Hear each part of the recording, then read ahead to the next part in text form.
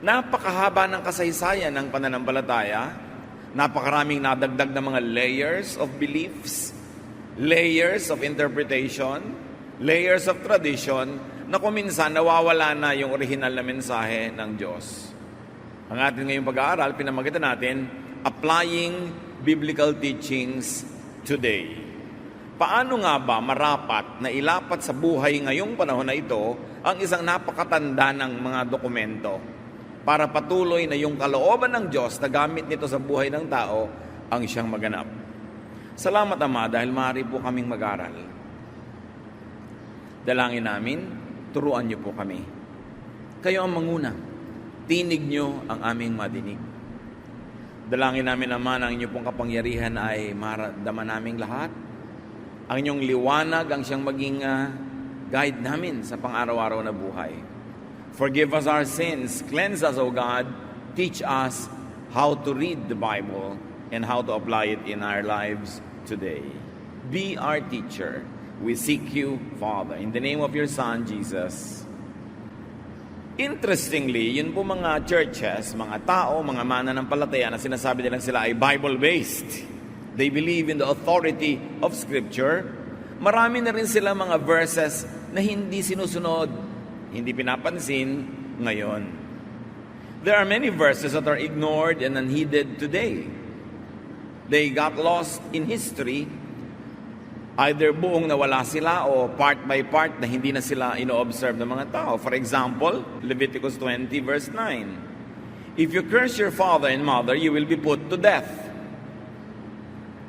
Pag sinabi mong biblical ka, pag merong isang anak na sumagot-sagot ng pabalang-balang sa magulang, dapat patayin. Pero wala nang gumagawa niyan ngayon, even among the very so-called conservative churches. Christian churches do not apply this now. Leviticus 20:10, if a man commits adultery with the wife of his neighbor, both the adulterer and the adulteress shall be put to death. Pagka merong nangalon niya, isang lalaki na kanyang sinipingan ng babaeng asawa ng iba, pareho silang papatayin. Sa katunayan, hindi lang ngayon yan, hindi na ginagamit. Pati nung panahon ni Jesus, nangalahati na lang ang paggamit, kaya ang gusto na lang nilang patayin nun yung babae. Hindi na yung lalaki. Naiba na rin yung reading nila. Leviticus 20:14, it isn't natural for a man to marry both a mother and her daughter, and so all three of them will be burned to death. So pag ginawang partner ng isang lalaki ang mag-ina, silang tatlo daw ay susunugin hanggang mamatay. Sino ang gagawa niyan ngayon? Sino ang gumagawa? Bagamat nangyayari pa rin na may isang lalaking mag-ina, nagiging partner niya. Leviticus 20:15-16, if a man has sexual relations with an animal, he shall be put to death, and you shall kill the animal. If a woman approaches any animal and has sexual relations with it, you shall kill the woman and the animal. Nakakapagtaka naman bakit yung animal ay nadamay pa sa kagagawa ng tao, pero wala na rin gumagawa niyan ngayon, bagamat meron pa rin gumagawa ng bestiality na yon, having this kind of interaction with animals, pero hindi na papatayin yung tao, hindi na yan nangyayari. Leviticus 20:18, if you have sex with a woman during her monthly period, both you and the woman will be cut off from the people of Israel. So any man that has a sexual relationship with a woman during her menstruation, pareho silang tatanggalan ng citizenship, itatapon, itatakwil. So ibig sabihin, chinecheck pa ng mga pristong araw yon kung nagaganap nga, even between couples. Leviticus 20:27, a man or a woman who is a medium or a wizard shall be put to death. They shall be stoned to death. So sino pa ngayon ang babato hanggang mamatay kila madam ganito at madam ganon na nanguhula o sa mga espiritista? Hindi na rin yan ino-observe. Leviticus 21 verse 9, if any of your priests has a daughter who disgraces you by serving as a temple prostitute, she must be burned to death. So sinong equivalent ngayon ng mga priests? Hindi yung mga pastors. So pastors' daughters who commit sexual immorality in this way should be burned to death. Sinong gumagawa niyan ngayon? Genesis 17:12-14, Throughout your generations, every male among you shall be circumcised when he is 8 days old. Any uncircumcised male who is not circumcised in the flesh of his foreskin shall be cut off from his people. So lahat ng lalaki, pag 8 days old, kailangang tuliin. Pero sino pa ang nag-o-observe yun ngayon? Ang daming mga born-again Christians, mga Bible-based, evangelicals, Protestants, na hindi nag-o-observe niyan, lalo sa Western world. The same people who are very strict about all other verses don't observe this verse. See, nakikita ko, bakit natin po iniisa-isa ito? Kasi gusto ko makita nyo how selective the church has been in obeying. Uncircumcised men supposedly cannot be in the fellowship, much less to lead or to minister. But again, strict and so-called conservative churches ignore this teaching now, because they only select which sins to continue hating today and which sins to ignore, according to the Old Testament. Leviticus 20:13, it is disgusting for men to have sex with another, and those who do will be put to death just as they deserve. Interestingly, many churches continue to stick to the spirit of this teaching much more than other Old Testament regulations that they now conveniently ignore. Why they choose this, why they choose not this one, is a subject to a lot of wonder and puzzle. Leviticus 21:17-19, no descendant of yours can ever serve as my priest if he is blind or lame, if his face is disfigured, if one leg is shorter than the other, if either a foot or a hand is crippled. Can you imagine the teaching of the Old Testament? Nobody who has any physical disability can serve as priest. If you apply this now, there can be no pastors who are handicapped. No worship leaders, no song leaders, no prayer leaders could qualify if they are handicapped. So ano ba yung teaching? Anti-handicap ba yun? Leviticus 24:16, one who blasphemes the name of the Lord shall be put to death. The whole congregation shall stone the blasphemer. You don't see churches stoning somebody to death because that person blasphemed God. Not anymore.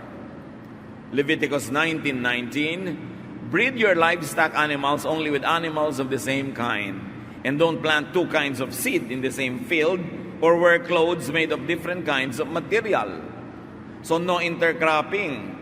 Yung ginagawa ngayon sa Cavite at Batangas, may nyog, may papaya, may pinya, may kape, sama-sama sa isang bukid, hindi pwede yun sa Old Testament.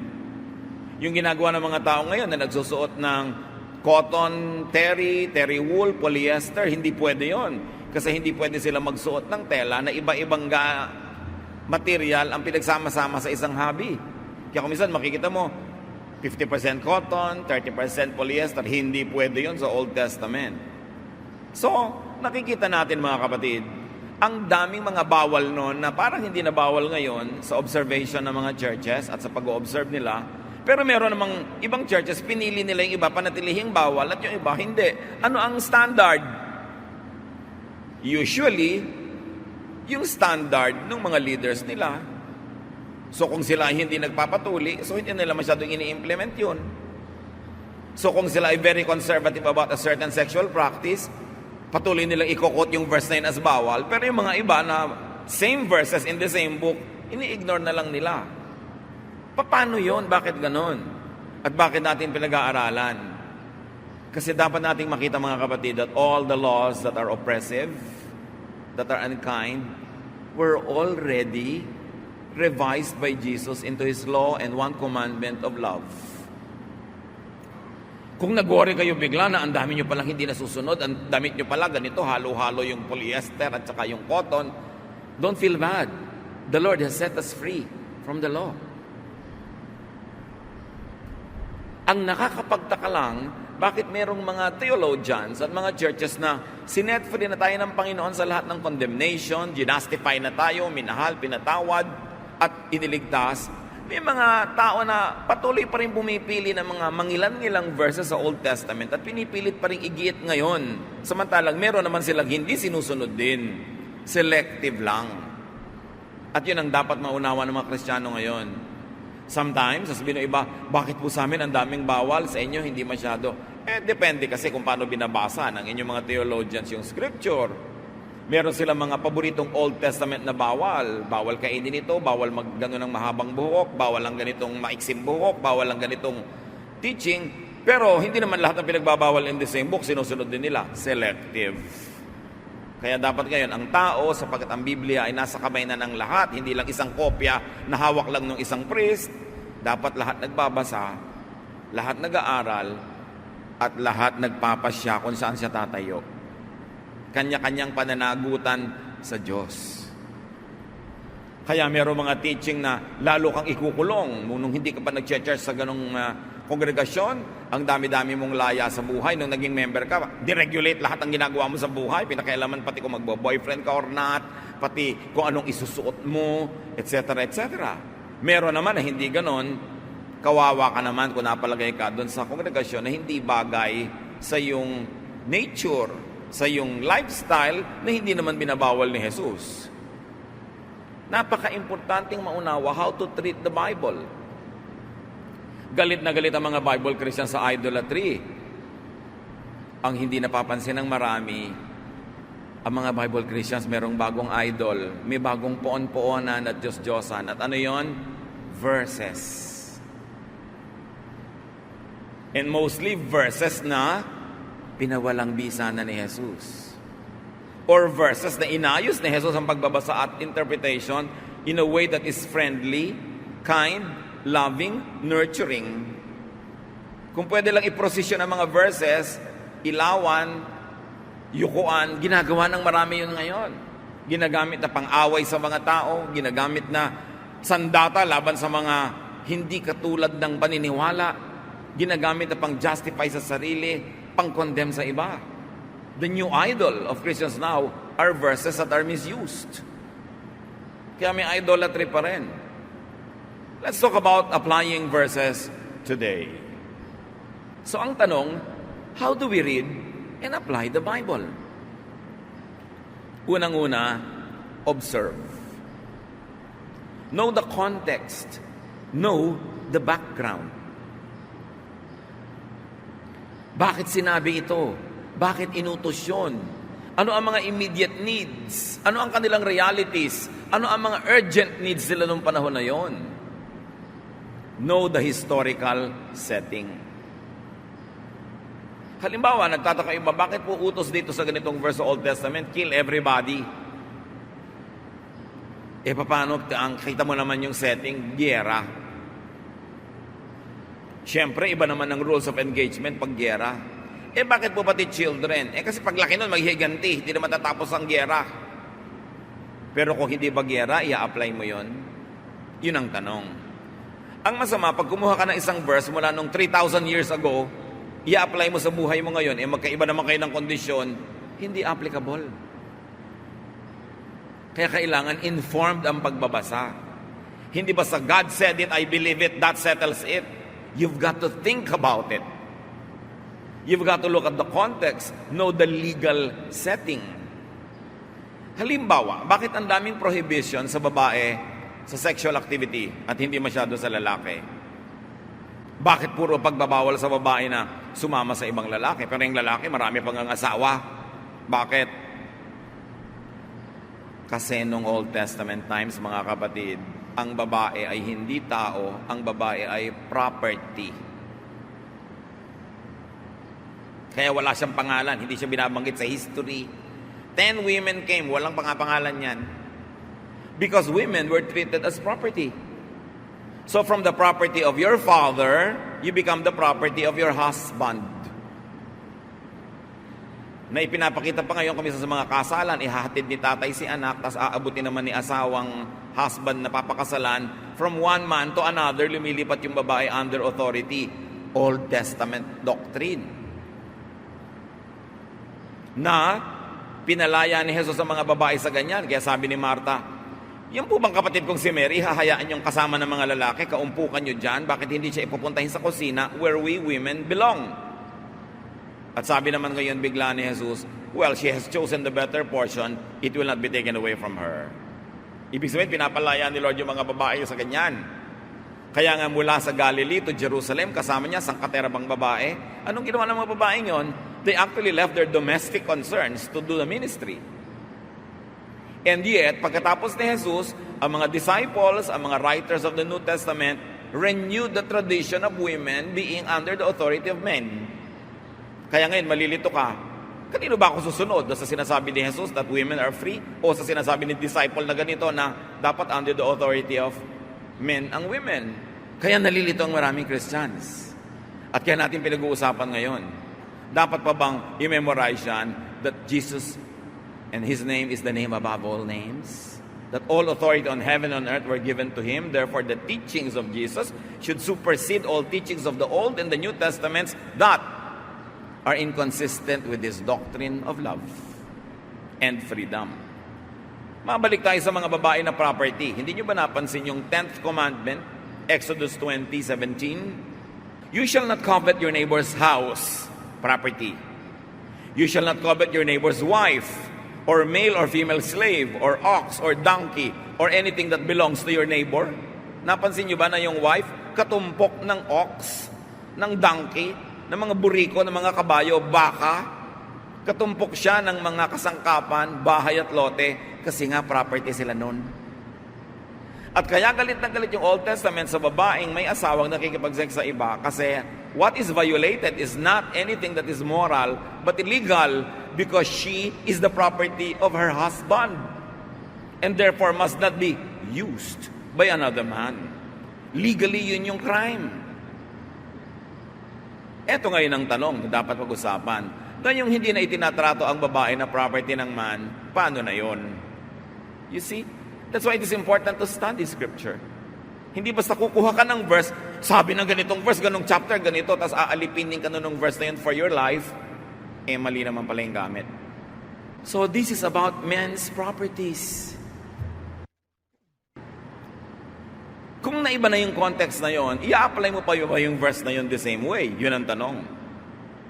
So if you really would like to apply Bible in your life, you should understand the cultural setting. Bakit ganun sinabi?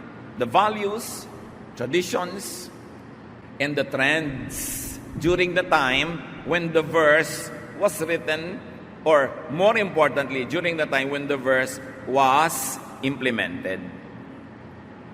You know, the verses were written much later. Matagal yan, oral tradition lang, and then isinulat. Hindi kasing tanda nung pagsusulat yung tradisyon. Mas matanda pa yung tradisyon, nasulat lang much later. Halimbawa, context. Ang oil, pag ginagamit nung araw, pampagaling sa mga may sakit, pambibigay ng comfort sa mga may mga kung ano-ano, disinfectant yan. Yan ay may mga clinical value. James 5:14. Are any among you sick? They should call for the elders of the church and have them pray over them, anointing them with oil in the name of the Lord. So ang ibig sabihin, kung merong may sakit, gamutin, to gather, to anoint with oil is not only isang magic puna sa noo na anoint na with oil and you expect a magic, a miracle. To anoint with oil is probably to clean the whole body, to massage it with oil, to clean the wounds, to bandage them and put oil. It's a medical ministration coupled with prayer. Hindi katulad ngayon na hali kayo lahat ng may sakit, papahiran, tatalsikan ng konting langis, and you expect healing. Nagiging parang magical ritual yung ginagawa, wala sa context ang paggamit ng oil. Because oil was a medical thing.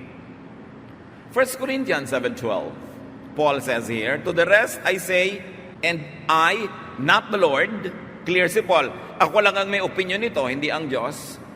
If any believer has a wife who is an unbeliever, and she consents to live with him, he should not divorce her. Nilinaw mismo ni Pablo, ako lang ang may ideya nito ha, hindi ito galing sa Diyos. So it's a personal opinion. It should be read only as a personal advice of Paul and not as an authoritative doctrine to apply to all people at all times, which many people do now.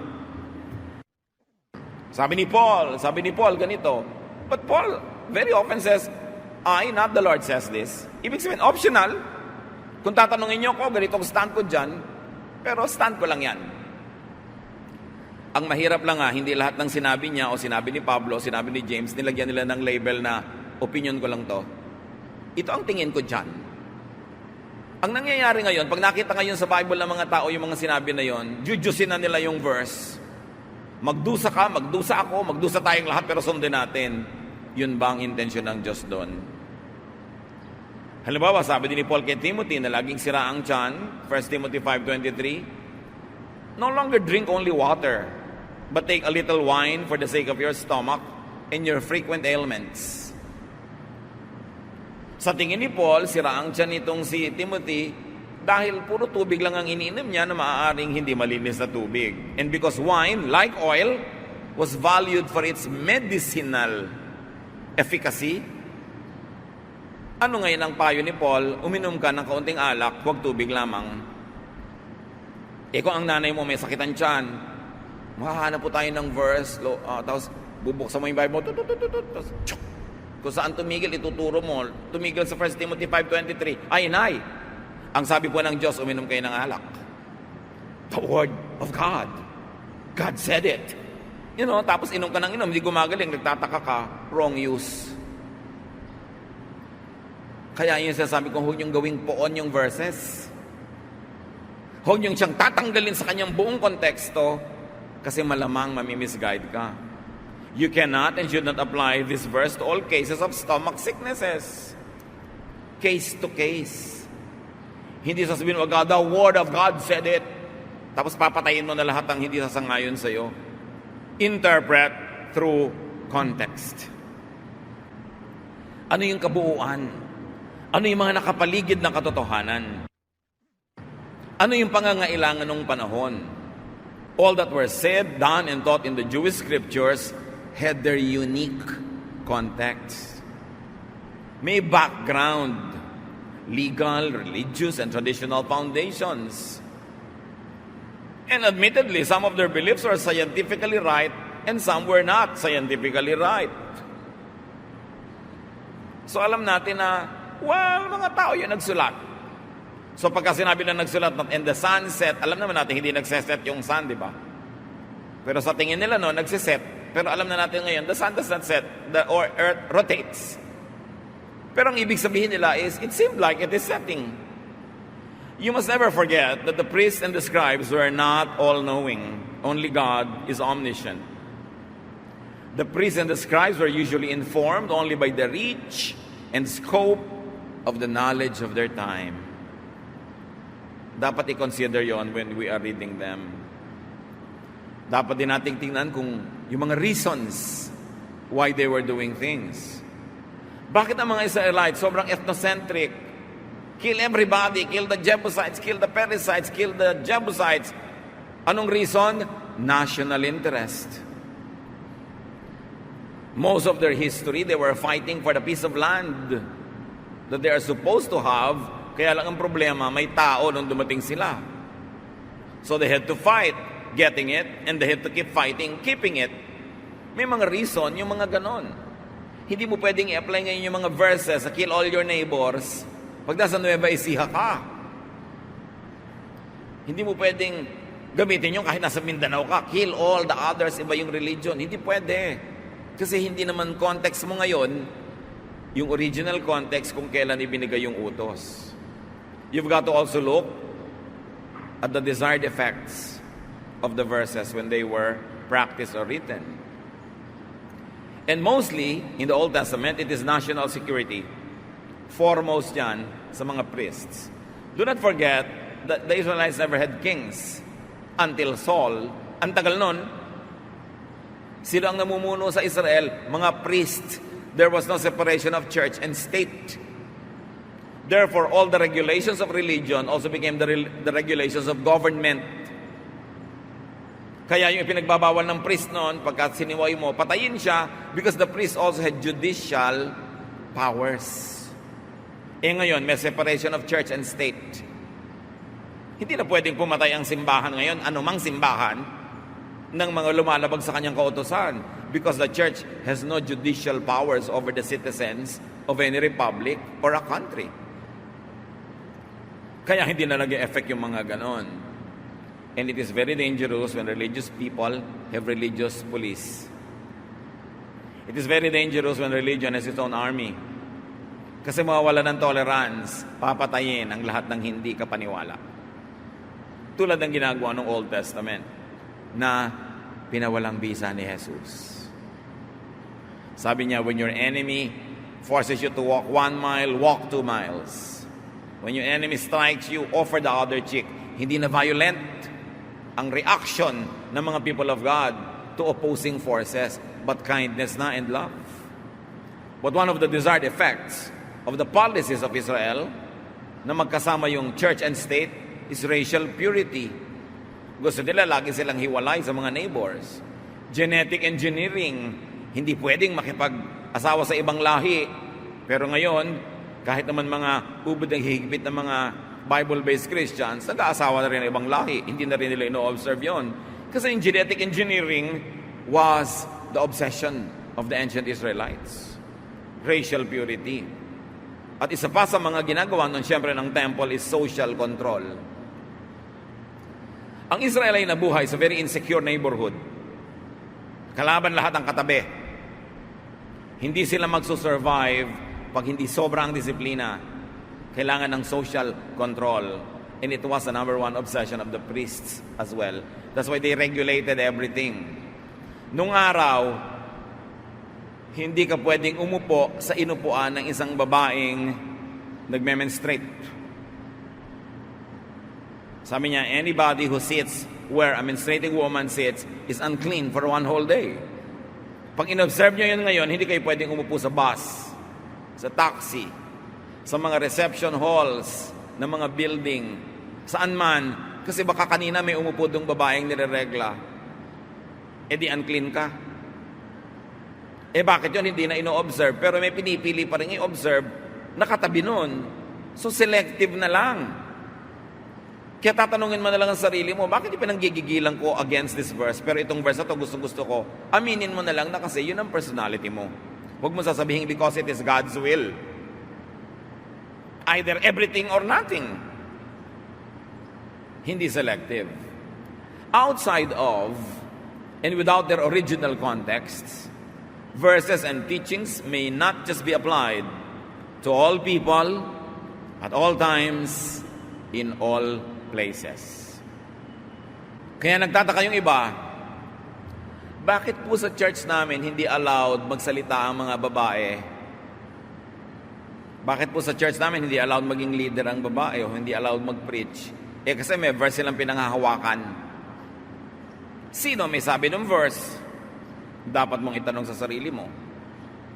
At pagkatapos dapat mong itanong, ano ang sabi ni Jesus tungkol sa ideya na yan, tungkol sa ideya ng mga babae?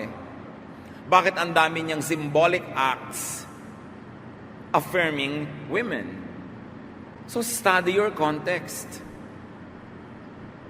Know that what cannot and should not be imposed on you in your time and place. Merong hindi na angkop talaga. Na iba na ang panahon. Kaya huwag mo sasabihin, this is the unchanging Word of God. Because even during the history of Israel and in the history of the Bible, the applications of some Old Testament teachings were not even observed during the time of Jesus. Kasi ang mga tao nag-a-adjust. Ngayon, pag ginawa mong poon yung verse na ang tagal nang ginawa, kasi hindi na angkop sa'yo ngayon, ano mangyayari? Ma-oppress ka. Kaya kailangan ng masusing pag-aaral. Siyempre, hindi ka naman agad-agad bigla na lang magde-declare ng freedom from any and all verses. Kailangan merong scholarly base ang iyong desisyon. But very importantly, examine the soundness of reading, the interpretation, and the application. Self-serving ba? Selfish ba? Cruel ba? Unkind ba? Anti-Jesus ba? Dapat mo itanong yun. Hosea 4:6, my people are destroyed for lack of knowledge. Kawawa yung mga tao na sasali sa isang relihiyon, tas ikakadena, itatali, ikukulong ng takot na verses na mali ang basa o hindi na appropriate sa konteksto. Imbes lumaya na kulong, Imbes sumaya, na-repress, na-suppress. Imbes ma-develop, umatras. Kawawa. Hindi ganun ang kalooban ng Panginoon. So John 21:23 is an example of a mistake. So the rumor spread in the community that this disciple would not die. Yet, Jesus did not say to him that he would not die. Sino ang nag-akala na sinabi ni Jesus yun? Yung mga disciples niya. Pero hindi naman niya sinabi. Sila yon, magkakasama pa, tabi-tabi pa. Kakamali ng reading kay Jesus. Ngayon pa, 2,000 years away yung document, pwedeng lumihis. Kaya yung mga sinasabing, God said, Scriptures say, dapat yan pag-ingatan. Kumisan magbabasa sa Psalm, sabi ni David, kill all my enemies, O God, destroy all of them, blah, blah, blah. Binabasa yun ng presider. Tapos pagsara niya ng libro, sabi niya, these are the words of the Lord. Question, Lord ba si David? Dapat mong piliin sa Bible yung words of the Lord. Hindi lahat ng nasa Bible ay words of God. Kasi sa Bible nga may words of Satan, di ba? Sabi ni Satan kay Eve, you will not die. E pagka kinot mo yan, pagsara mo, these are the words of God. Hindi wrong na. May word dyan na mali. May maling sinabi si Sarah. May maling sinabi si Peter. May maling sinabi si ganon. So hindi mo dapat itrato bawat salita doon as word of God. Sa New Testament nga, yung mga ibang versions ng Bible, read pa yung word ni Jesus para huwag mo mapagkamalan yung hindi niya word na kanya. So, hindi ko man nandyan word of God. Okay? It contains very powerful words of God, but you must be selective because there are many people that had voices in the pages of the Bible. They spoke correctly or incorrectly. Kailangan maingat ang pagbabasa. 2 Peter 3:16, Paul wrote to you according to the wisdom given him. There are some things in them hard to understand, which the ignorant and unstable twist to their own destruction as they do the other scriptures. Anong sabi ni Pedro? Alam nyo, sumulat sa inyo si Paul ayon sa karunungang ibinigay sa kanya ng Diyos. Kaya lang, hindi naman ibinigay sa lahat yung ganong karunungan. Yun ang parenthetic expression. So sabi niya, sa mga sinabi ni Paul, merong ubod ng hirap maintindihan na ang mga mangmang naman at mga unstable, binabaluktot, nililiko-liko, ang bunga tuloy, sila mismo ang nasasaktan. At hindi lang kay Paul nila ginagawa yan, ginagawa din nila sa ibang scriptures.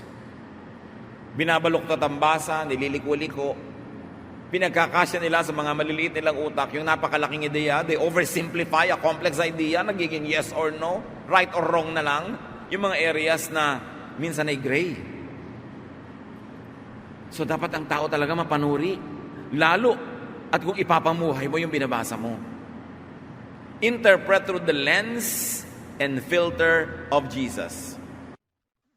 And the lens and filter of Jesus is nothing but love. Ang tanong na maganda ng marami, ano po ang gagawin ko sa mga teachings sa Old Testament bago si Jesus isinilang? At mga nasulat sa New Testament matapos siya ay bumalik sa langit, anong gagawin ko? Sinabi na nga natin, salain at i-interpret ayon sa salaan, pananaw ni Jesus, which is love. Matthew 22:36-39, Teacher, which commandment in the law is the greatest? Magandang tanong kasi ang daming commandments eh. So sabi, which is the greatest? Kung konti lang ang masusunod ko at kakayanin, alin po ang uunahin ko? He said to them, love the Lord your God with all your heart and with all your soul and with all your mind. This is the greatest and first commandment. And the second is like it. You shall love your neighbor as yourself. In one stroke, anong ginawa ni Jesus? Sabi niya, sige, ang dami kasing commandments no? I understand, marami. Heto ang salaan ko. Love. Diyan nyo padaanin ang lahat ng alam nyo. Pag hindi lumampas, pag hindi loving, pag hindi kind, kalimutan nyo na. Kasi ang greatest commandment, the reason why all the commandments were given is love. Kung sa pagsunod, sa pag-implement, sa pagigit mo ng commandments, pagiging unloving ka, un-Jesus na yon. Hindi ito napapansin ng napakaraming Kristiyano na nagbigay si Jesus ng pamantayan kung ano ang pinakamahalaga at sa Kanya love yon. Hindi legalism, hindi judgmentalism, hindi separatism, hindi self-righteousness, not even doctrine. Sabi niya, love. Paano ka at gaano kalalaya, kapatid, pag ito ay naunawa mo? At paano mo hahayaang lumaya ang iba pag naunawa mo ito? So you ask, may hawak kang verse, utos. Ang tanong mo agad, is it not loving? Pag not loving, edi wag na lang. Sayang naman yung pagbibigay ni Lord ng utos. Sayang yung pagbibigay niya ng definition, what is the greatest. Sayang yung kamatayan niya para yon ay bigyan ng kapangyarihan, tapos babalik ka lang naman pala sa mga unloving ways. Bakit pa sinilang si Jesus? Bakit pa siya namatay? At bakit ka tatawaging Kristiyano kung hindi naman si Kristo ang gagawin mong standard at iba? 1 John 4:7-8, Beloved, let us love one another, because love is from God. Everyone who loves is born of God and knows God. Whoever does not love does not know God, for God is love. Hindi sinabing whoever is not baptized by immersion or by sprinkling or by pouring is not of God. Hindi yon.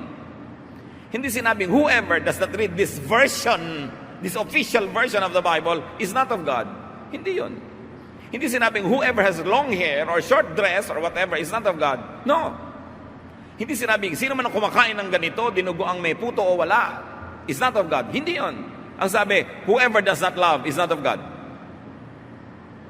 But if you love, you are of God, no matter what your religious color is.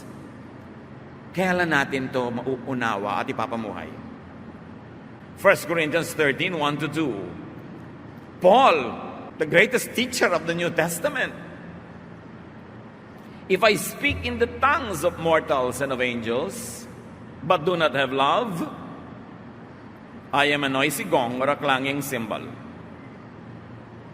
And if I have prophetic powers and understand all mysteries and all knowledge, and if I have all faith as to remove all mountains, but do not have love, I am nothing. Sabi ni Paul, kahit gaano kaganda turo ko, kahusay na aking rhetoric, ang dami-dami kong sign gifts, pag hindi ako loving, huwag niyo akong pansinin. I am nothing. Philippians 2:9-11. Then God gave Christ the highest place and honored His name above all others. So at the name of Jesus, everyone will bow down. Those in heaven, on earth, and under the earth. And to the glory of God the Father, everyone will openly agree, Jesus Christ is Lord. Who is Lord, church? Ang hina naman, siya, walang iba. Ano ang commandment niya? Love. Huwag niyo kakalimutan yan. Bakit hindi niyo dapat kalimutan? Kasi maraming lilito sa inyo. Huwag ka kay Jesus Christ makinig. Makinig ka kay ganitong prophet. Makinig ka kay ganitong disciple. Oh, sabi ng verse. Huwag ka sa love makinig. Makinig ka sa discipline. Makinig ka sa doctrine. Makinig ka sa distinctives. Kanino dapat makinig? Jesus Christ. Because His name is above every name. And His only one commandment is love. Mahirap ba yung maintindihan? Leave unloving traditions to history, to the museum, as Jesus very clearly and powerfully did. Huwag magpaalipin sa mga kaugaliang unloving. Huwag mang alipin ng mga kapatiran with unloving ways. Relax. Enjoy the journey with the Lord. He did all the work. We are here standing by the grace of the Father through Jesus Christ, His Son. So bago ka mag-implement ng anumang verse, you ask, is it loving? Oo nga, may verse, but is it loving? Sabi ng verse, batuhin ito hanggang mamatay, but is it loving? Nakita niyo yung babaeng nahuli sa akto ng pangangalo niya? Gusto ng mga tao batuhin hanggang mamatay? Ipinabato ba ni Jesus? No! Dahil ang pinapairal na niya is the law of love. Charge that sin to me. I pay for it. It is paid for. Nobody should stone this woman to death. Love above the law.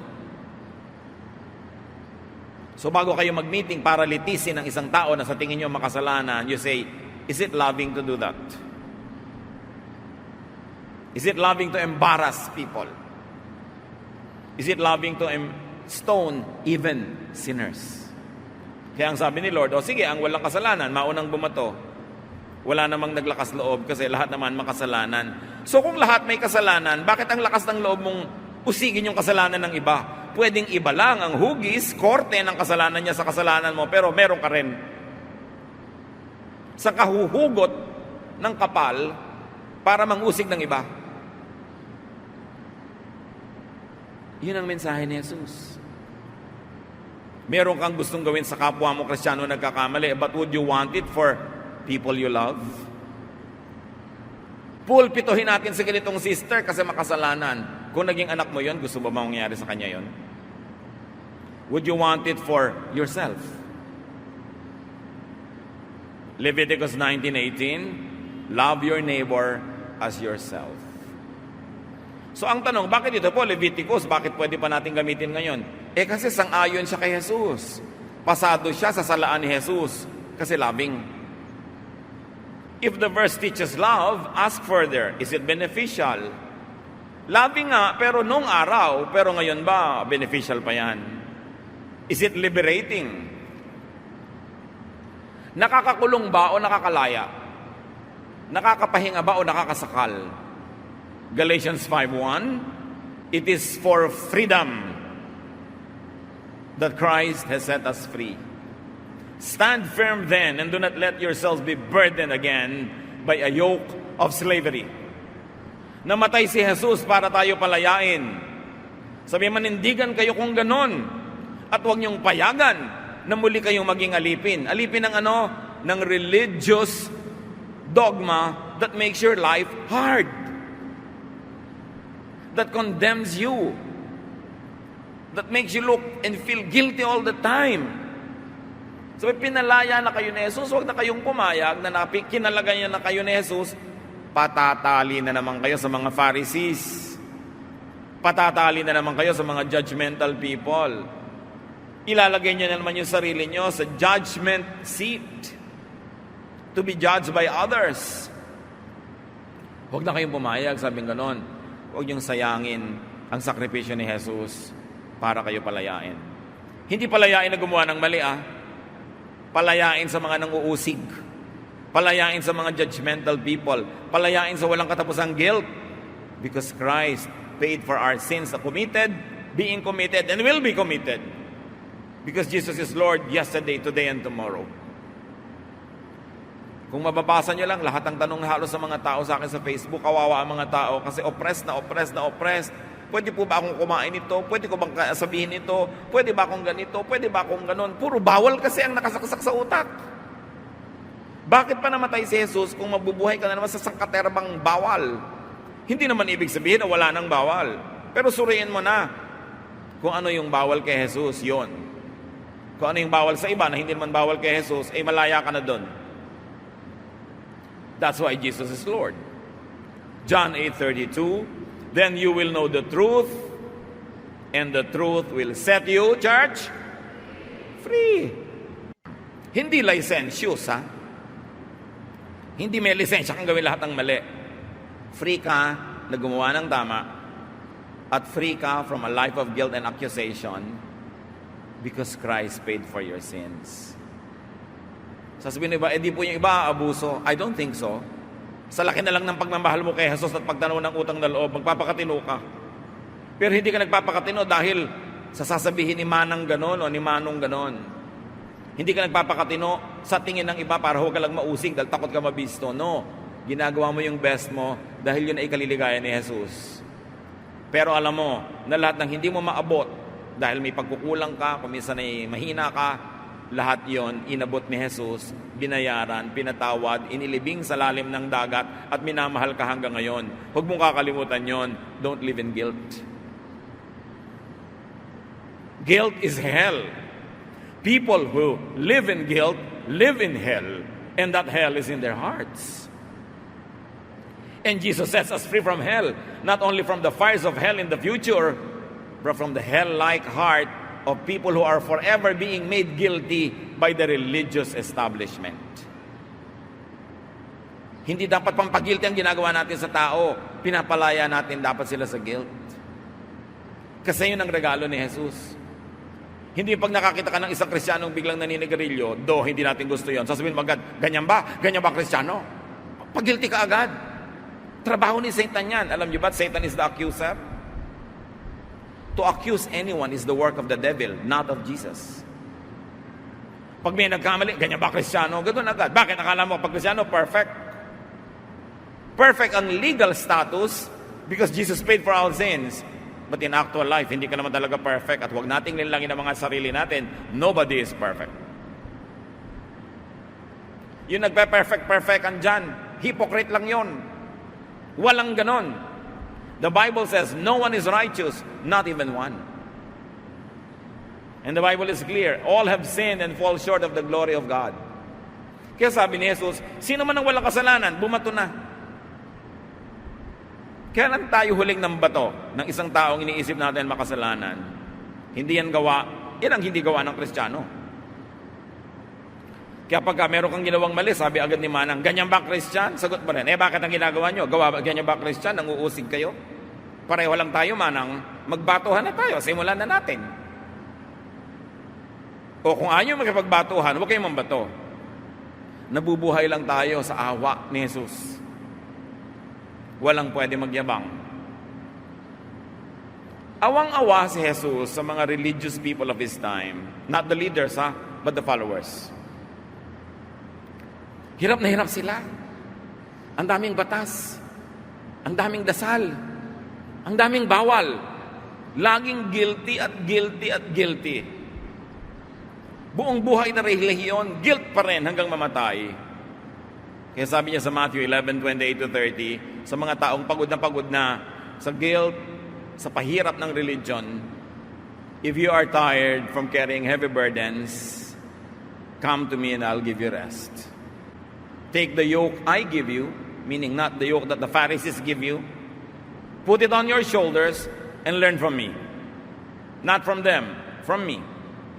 I am gentle and humble, not like them who are proud and harsh and cruel, and you will find rest. This yoke is easy to bear, and the burden is light. Kaya pag kami nagtatanong, paano po magiging tama ang interpretation ng verse? Itatanong mo, is it easy and light? Because Jesus wants it easy and light. Kaya may biglang, gagawin natin very practical. Pastor, hirap na hirap po kami sa buhay. Wala po akong trabaho, lubog kami sa utang. May nag-alok po sa akin ng trabaho, pero may trabaho po pag linggo. Ayaw po ng pastor ng trabaho pag linggo dahil daw Lord's Day yon. Ano pong gagawin ko? Ano yung light na reading? Di tanggapin mo yung trabaho, anak. Umattend ka na lang sa Wednesday service. Hindi lang Sunday ang Lord's Day. Every day. This is what I mean, interpret it when it is easy and light. I could be legalistic and say, the Lord says respect the Sabbath. Do not work. Just be in the church the whole day. Pero si Lord nga nagpa-work ng Sabbath para lumaya ang tao. At sabi niya, Sabbath was made for man, not man for the Sabbath. It was made for the good of man, so that man would be mandated to rest. But if the man does not choose to rest, that's his choice. So may mga oppressive readings. Namamatay na sa gutom, ayaw pa pagtrabahuhin pag linggo. Nag-church na nung umaga, pero pauli sa gabi, required pa rin. At required din yung midweek. Ang dami-daming requirement. Ang tanong, after 40 years of practice, mas banal ka ba talaga doon sa isang taong nasa labas ng church na hindi nag-church kahit kailan? Yun ang tanong. Mas bumuti ka ba talaga? Mas bumait ka? Siyempre, mabuti naman talagang attend para marami kang feeding. Pero hindi naman dapat gawing obligasyon. Dapat pleasure. It's your pleasure to worship the Lord with the brothers and the sisters. Hindi dahil chinecheck yung attendance. Malalagay sa bulletin board ang pangalan mo pag absent ka. Pressure na yon. Hindi na yon easy and light. So you ask, is it restful? Yung reading ko ba, restful? If not, freeze the verse. If yes, apply it. Kasi dumaan sa salaan ni Jesus at pasado. How do you read the Bible?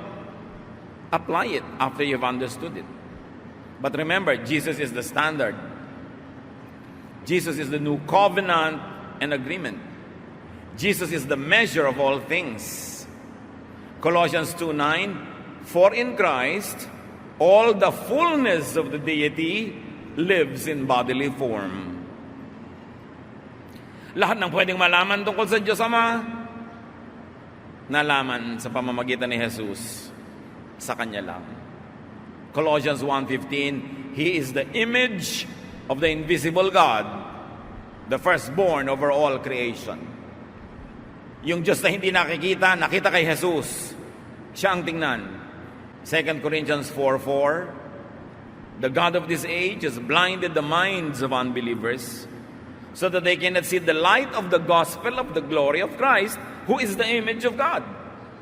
Binubulag daw ng Diyos-Diyosan ng mundong ito ang mga tao para hindi nila makita yung tunay na katuruan ni Jesus. Laging ang reading natin, the God of this world is Satan. Pwede ding religious systems that are not faithful to Jesus, pwede rin matawag yun na God of this world. Kasi kung merong number one pambulag ng mga tao, erroneous religious belief. Yan ang malakas makabulag. Yan ang nagpapalakas ang loob na maging kriminal ang mga tao, pumatay sa ngalan ng Diyos. Matthew 3:17, and the voice from heaven said, this is my son, whom I love, with him I am well pleased. Kanino pleased ang Diyos? Sa ganito bang prophet? Sa ganito bang disciple? Kay Jesus. Siya ang anak ng Diyos. Siya ang katuparan ng lahat ng gustong ipatupad ng Diyos. Siya ang physicalization of the invisible Spirit God. Siya ang dapat mangibabaw. John 1:29, the next day, John the baptizer saw Jesus coming toward him and said, look, the Lamb of God who takes away the sin of the world. Paano inalis ni Jesus ang kasalanan ng mundo? Number 1, binayaran niya lahat. At number 2, pinawalang bisa niya ang kutakot-takot na batas na nagde-declare na makasalanan tayo. By taking away the law that condemns, Jesus took away our sin. Parang ganito, nakalagay, no parking, nagpark ka, di guilty ka. Ngayon, nagpark ka bukas, guilty ka pa ba? Tinanggal ni Jesus yung sign na no parking. So, dalawang paraan. May nakalagay no parking, nagpark ka, sabi ni Lord sa police, charge it to me. Meron namang paraan, nagpark ka, hinuhuli ka ng police, nung tingnan nyo, wala naman palang signboard na no parking. So, ano yung crime? Jesus took away the law that condemns and replace it with the law that loves. Namnamin nyo yun, ang lalim, ang sarap. Pinalaya niya tayo sa panguusig ng law. John 5:45, Jesus speaking, don't think that I will be the one to accuse you to the Father. You have put your hope in Moses, yet he is the one who will accuse you. So niya, huwag niyong isipin na uusigin ko kayo sa harap ng Ama. Si Moses na lagi niyong kinu-quote, ang kanyang mga law, ang kanyang mga batas, siya ang magkokondem sa inyo at yung mga batas niya. Not me. Because my law that applies to you is the law of love. How can you be guilty when the law is love? Your only guilt will be if you are unloving. Pero yung tagtad ng mga listahan ng mga utos ni Moses at mga kautosan ng relihiyon, magigilty ka talaga pag yun ang dinala mo sa Panginoon.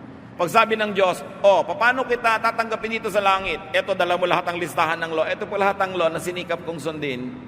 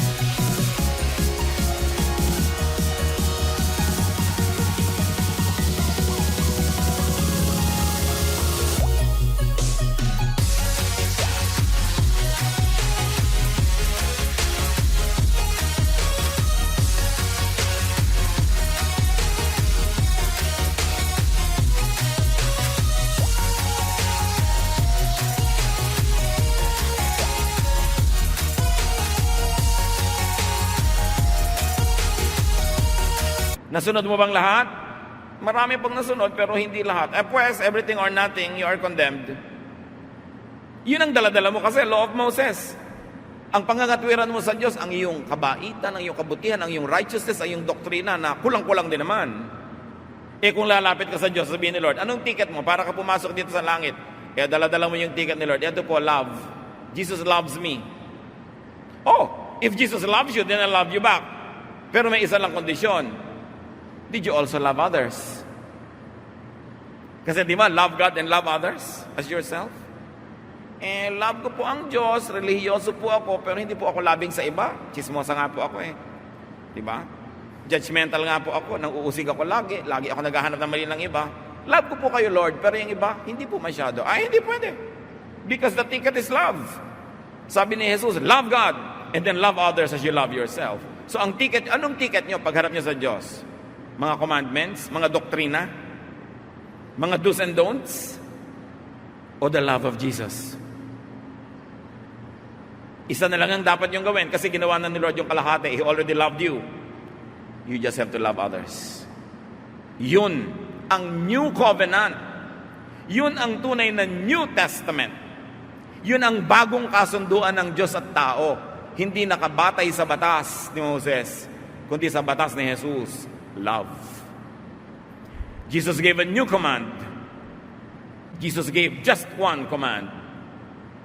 And that's none other than love. John 13:34. But I am giving you a new command.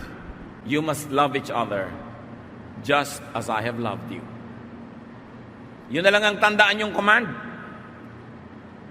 Actually, pag loving ka, nasunod mo na rin lahat yung iba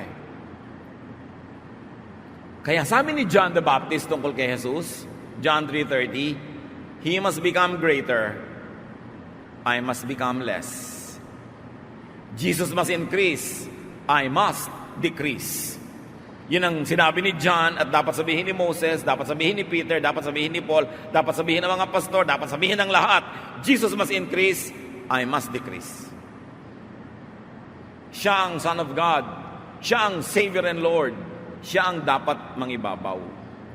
Jesus is above Old Testament prophets and New Testament teachers like John and everyone else. Don't ever be confused about that. Pero sasabihin ng iba, paano po yung sabi ng 2 Timothy 3:16? All scripture is God-breathed and useful for teaching, rebuking, correcting, and training in righteousness. Scripture, all scripture, Pag sinabing all scripture, ang tinutukoy, Old Testament. Not the New. Because nung sinulat itong letter na to, wala pang New Testament na nakokolekta nun. So pagka sila Jesus, yung mga disciples, sinabing scripture, they refer to the Old Testament. At ito nga yung idea nila. It is useful. Pero ano nang gagawin natin ngayon sa lahat ng useful scripture? Useful yon. All scripture after passing the Jesus test. After passing the Jesus standard and filter, it is profitable to apply to one's life. So when you say all scripture, meron ka na ngayong salaan, papadaanin mo sa love commandment of Jesus. At yung lalampas pa lang doon, ang dapat mong panindigan at ipamuhay. So make it a standard for morality. Follow and implement if Scripture passes through the test of the Son of God. Siya ang tunay na Son of God. Huwag siyang takpan ng mga idols kahit yung idols ay verses. 1 Corinthians 1:23, but we preach Christ, a stumbling block to Jews and foolishness to Gentiles. Sabi niya, ang itinuturo namin si Jesus, walang iba. At katisuran niya ng mga Hudyo, meaning Old Testament doctrines. At kahangalan sa mga Gentiles na hindi nakakaunawa. So how to read and apply the Bible? When there are breaches and lapses in obedience to verses, reapply the Jesus principles. Sundin natin lahat ang mga papasa sa doctrine, commandment ni Jesus. Pero kung magkulang, magkamali, madapa, kapusin, balikan yung love ni Jesus at i-apply yun.